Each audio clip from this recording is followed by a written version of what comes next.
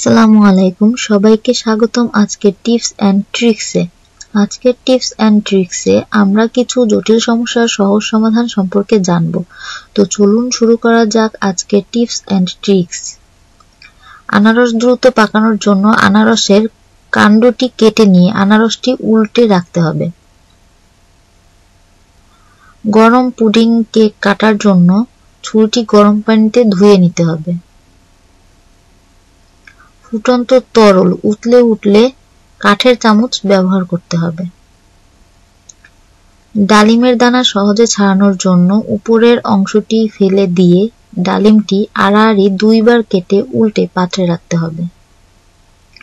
ধনেপাতা পুদিনা সংরক্ষণ করার জন্য কুচি করে কেটে পানিতে অল্প তেল মিশিয়ে আইস কিউব বানিয়ে রাখতে হবে। টক জাতীয় ফল দীর্ঘদিন সংরক্ষণ করার জন্য ফ্রিজে নয়, সাধারণ তাপমাত্রায় রাখতে হবে।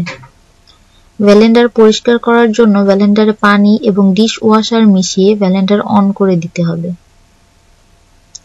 ডিশ ওয়াশার না থাকলে পাত্র পরিষ্কার করার জন্য পাত্রে পানির সাথে বেকিং পাউডার মিশিয়ে উঠিয়ে নিতে হবে।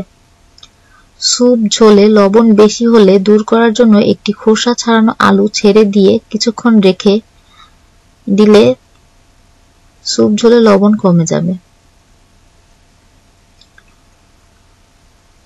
ভিডিওটি দেখার জন্য সবাইকে ধন্যবাদ। আর ভিডিওটি ভালো লাগলে লাইক, কমেন্ট ও সাবস্ক্রাইব করতে ভুলবেন না। সবাইকে আবারও ধন্যবাদ জানিয়ে শেষ করছি আমার আজকের টিপস এন্ড ট্রিক্স। খোদা হাফেজ।